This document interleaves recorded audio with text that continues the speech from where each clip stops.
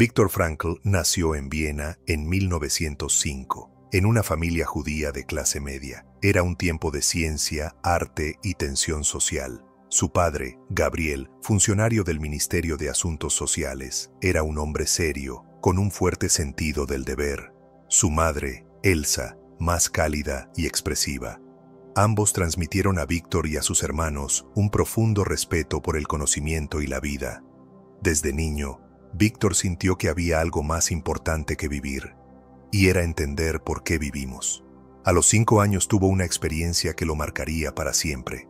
Al mirarse al espejo, comprendió que algún día moriría. Esa conciencia de la finitud no lo aterrorizó, lo impulsó. Durante la adolescencia, empezó a interesarse por la filosofía y la psicología. A los 15 años, escribió al propio Freud, quien respondió y publicó una de sus cartas. Pero pronto sintió que el psicoanálisis no le bastaba. Freud hablaba del deseo, Adler del poder. Frankl quería hablar del sentido. Ingresó a estudiar medicina en la Universidad de Viena y se especializó en neurología y psiquiatría. En los años 30, mientras Europa se llenaba de odio y resentimiento, él se dedicaba a salvar vidas. Lideró un programa pionero para prevenir suicidios entre jóvenes y comenzó a formular las bases de lo que más tarde llamaría logoterapia, del griego logos, sentido. Para Frankl, el sufrimiento no era solo un enemigo, sino un desafío, y el mayor reto del ser humano no era evitar el dolor, sino encontrar una razón para atravesarlo. En 1937 publicó su primer libro, Psicoterapia y Cosmovisión, y su pensamiento empezó a consolidarse. El hombre no se define por lo que le ocurre, sino por cómo responde a ello. La libertad humana, afirmaba, no consiste en hacer lo que uno quiere, sino en elegir una actitud frente a lo inevitable. En 1940 fue nombrado jefe de neurología del Hospital Rothschild, el único que admitía médicos judíos. Desde allí, salvó a decenas de pacientes del exterminio nazi, falsificando diagnósticos para evitar que los ejecutaran por discapacidad mental. En esos años escribió el manuscrito de su gran obra. Lo cosió al forro de su abrigo. Aún no sabía que todo lo que había construido, su casa, su carrera, su familia, su país, estaba a punto de ser arrasado. Pero incluso entonces, Frankl no se rindió. Cuando recibió la visa para emigrar a EU, la rompió para no abandonar a sus padres. Eligió quedarse. El mundo estaba a punto de sumergirse en su noche más oscura. En septiembre de 1942, Viktor Frankl fue deportado junto a sus padres y su esposa Tilly al gueto de Theresienstadt. Atrás quedaban su casa, su consultorio, sus libros y su manuscrito. Solo llevaba consigo lo que no podían confiscarle: sus ideas, su determinación y una pequeña esperanza. El manuscrito de su teoría, la logoterapia, lo había cosido en el forro del abrigo, como si esa obra pudiera protegerle el alma. Pero el horror no tardó en llegar. En 1944 fue trasladado a Auschwitz. Al llegar, fue separado de su esposa. Nunca más la volvería a ver. Le ordenaron desnudarse, raparse, y le entregaron un uniforme usado. Lo poco que tenía le fue arrebatado. El manuscrito también. En su lugar, en el bolsillo del nuevo abrigo, encontró un fragmento arrugado de una oración judía. Fue como si la vida le devolviera un símbolo de resistencia, no una teoría, sino una fe profunda en que el espíritu humano no puede ser destruido del todo. La rutina del campo era inhumana. El trabajo forzado comenzaba antes del amanecer: cavar, arrastrar, levantar, bajo un frío insoportable. El pan era escaso, la sopa, agua sucia. El castigo por cualquier error podía ser la muerte. Y aún así, en ese infierno, Frankl observaba algo profundamente humano. El alma no moría con el cuerpo. Escribió años más tarde: podías ver a los prisioneros que se desmoronaban por dentro, se rendían, devolvían la ración de pan, se tumbaban en la nieve y esperaban el final. Otros, en cambio, incluso en los momentos más oscuros, encontraban una razón para seguir, una promesa, un hijo, una frase, una oración. Frankl comenzó a poner a prueba sus ideas, no como teórico, sino como prisionero. Se obligaba a sí mismo a encontrar belleza incluso en el barro. Cuando el cielo se teñía de rojo en el atardecer, lo contemplaba como si fuera un milagro. Cuando alguien compartía un trozo de pan, lo recibía como una confirmación de que la humanidad seguía viva. Incluso aquí, pensaba, aún podemos elegir cómo responder. Se aferró a un recurso que lo sostuvo, la imaginación del futuro. En las noches más heladas, cerraba los ojos y se visualizaba en una sala de conferencias, explicando a sus alumnos cómo había sobrevivido al campo porque se había aferrado a un porqué. Esa escena mental no era un escape, sino una estrategia de supervivencia. Él mismo decía, el que tiene un porqué para vivir puede soportar casi cualquier cómo. En una ocasión, un compañero prisionero, exhausto, le preguntó con ironía, ¿tú aún crees en esa logoterapia, doctor? Frankl, con los labios cuarteados y las manos entumecidas, respondió, más que nunca, porque si no creyera, no tendría por qué levantarme mañana. La muerte era cotidiana. Veía a sus compañeros morir de tifus, de frío, de desesperación, y sin embargo, en medio del horror, también había gestos de dignidad.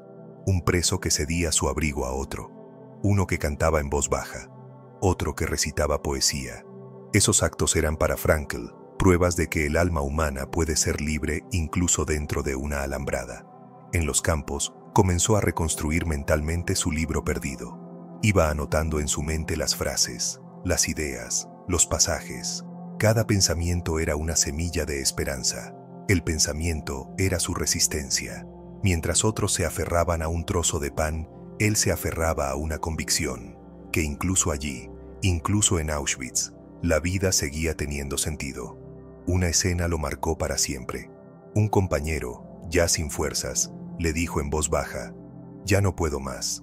Y Frankl, sin levantar la voz, le preguntó, «¿Qué pasaría si tu sufrimiento hoy le diera fuerza a otro mañana?».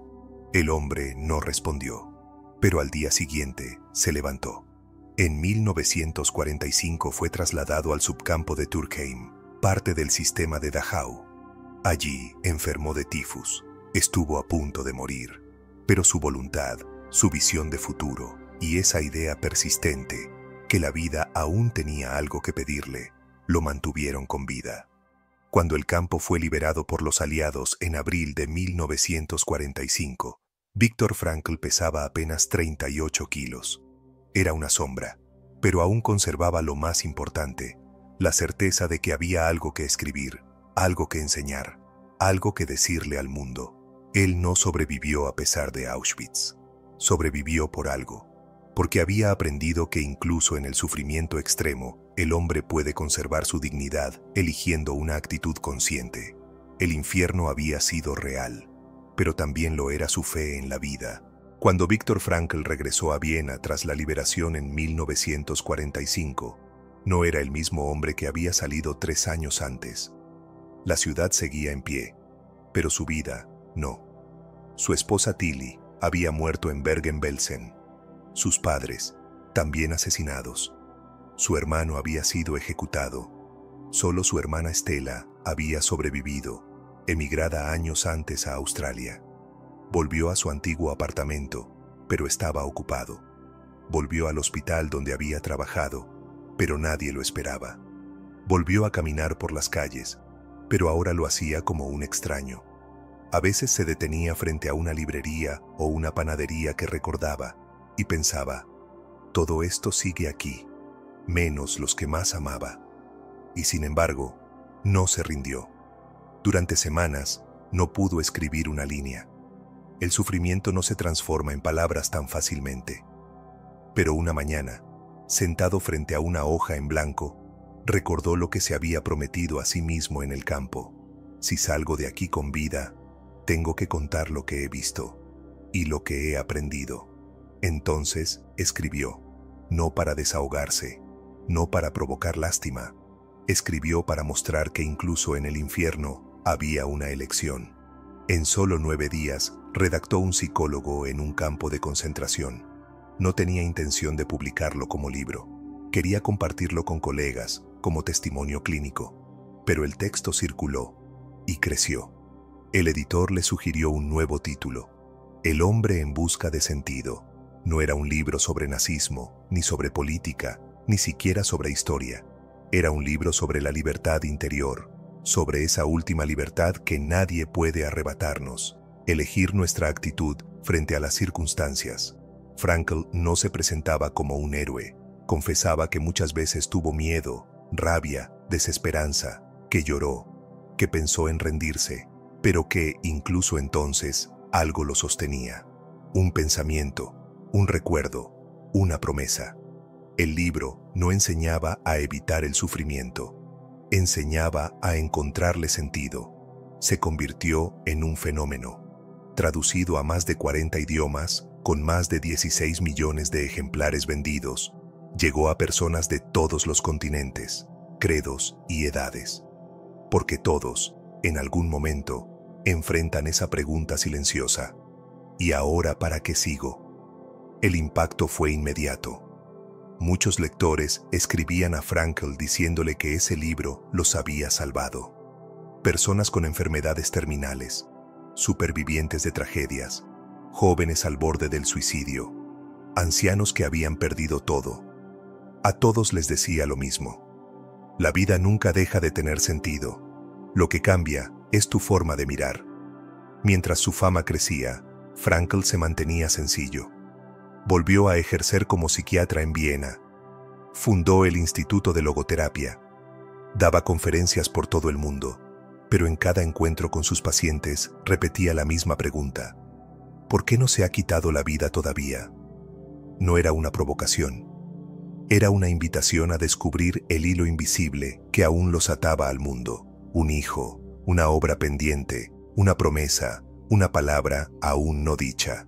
Ese hilo, para Frankl, era más fuerte que cualquier diagnóstico. Una vez, un periodista le preguntó si su mensaje no era demasiado exigente. ¿Cómo se le puede pedir sentido a alguien que sufre tanto? Frankl respondió, no se lo pido. Solo le recuerdo que, incluso en el sufrimiento, puede decidir qué clase de ser humano quiere ser. Para él, el ser humano no era una máquina ni una víctima. Era un ser libre. Trágicamente libre, pero también maravillosamente capaz de trascender. Y mientras la psiquiatría evolucionaba hacia lo químico y lo conductual, él insistía, el hombre no solo necesita alivio, necesita sentido. Sin él, no hay medicamento que baste. En una ocasión, ya con el cabello blanco y la voz serena, dijo ante un auditorio abarrotado, la pregunta no es qué espero yo de la vida, sino qué espera la vida de mí. Y cada momento de dolor no es una trampa, sino una pregunta. ¿Vas a responder con rabia, con resignación o con dignidad?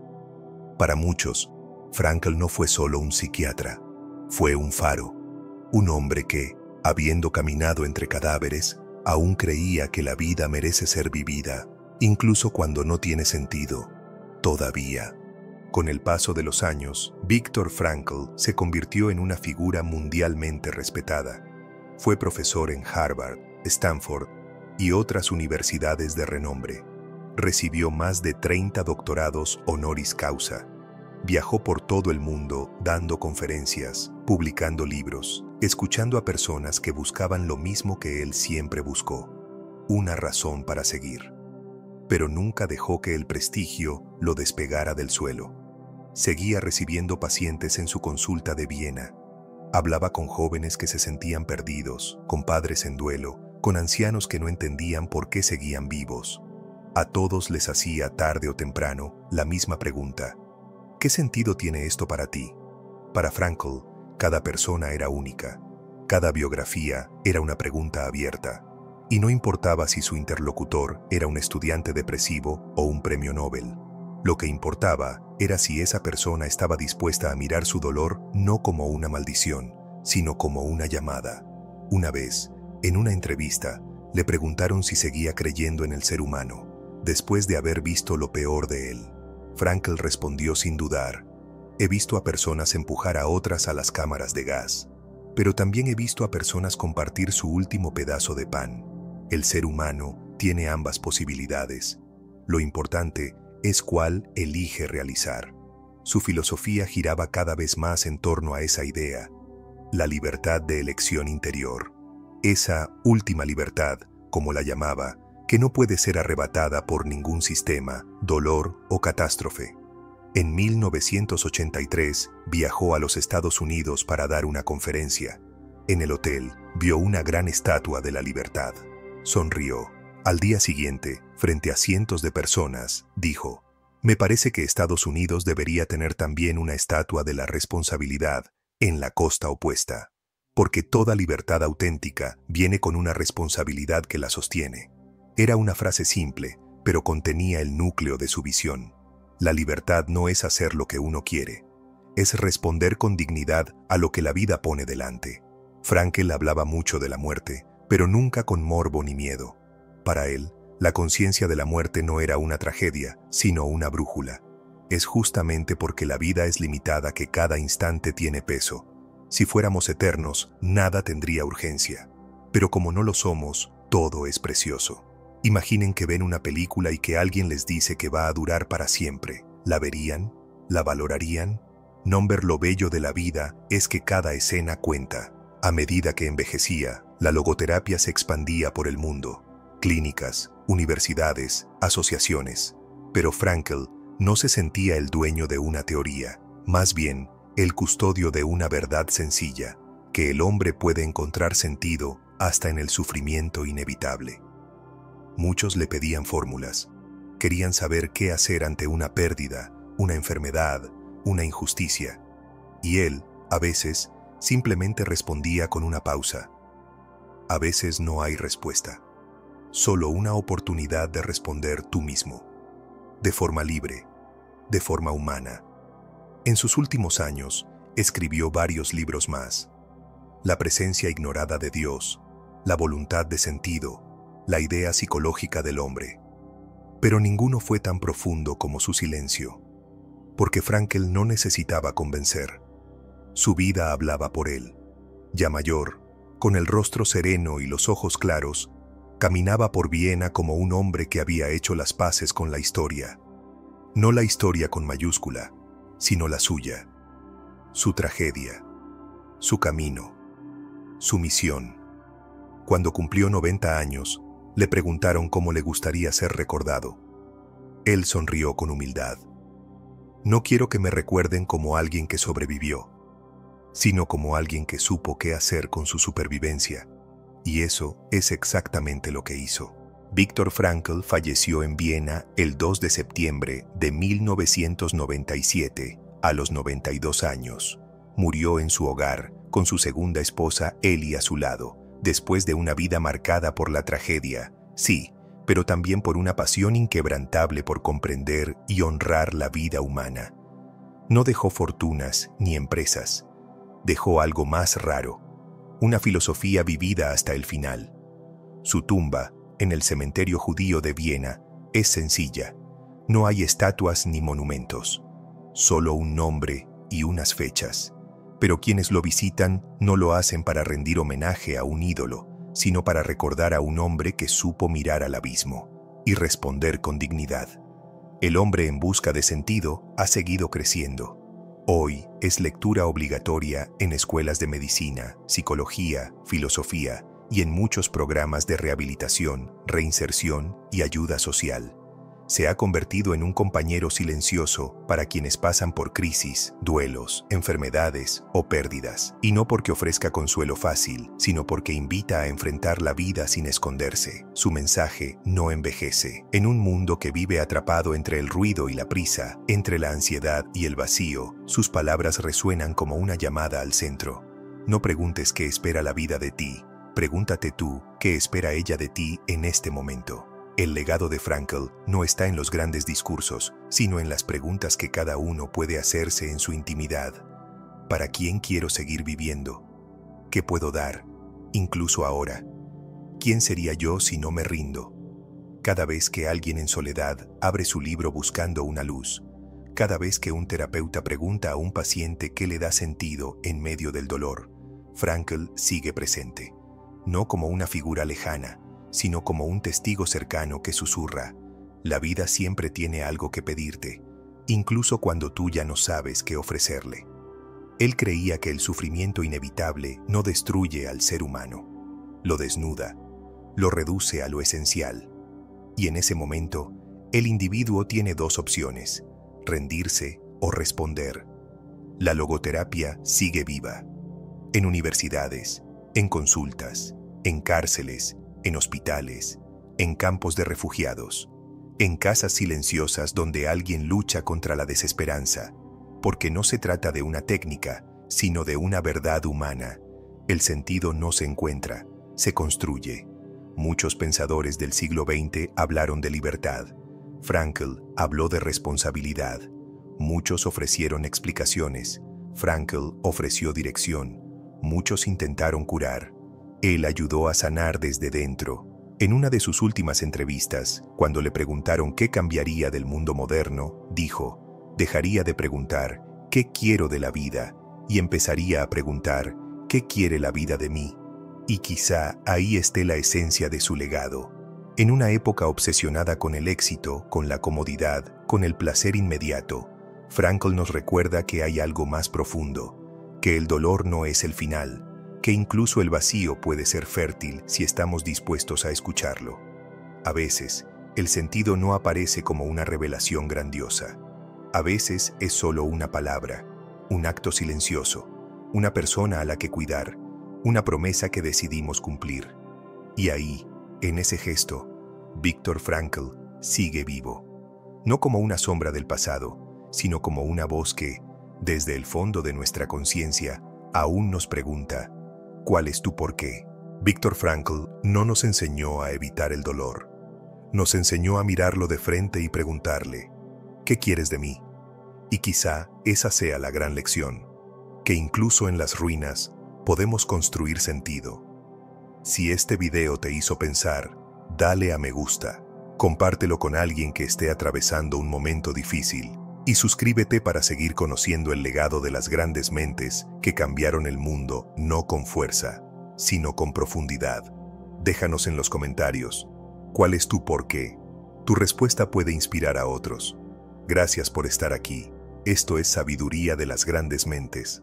Hasta el próximo capítulo.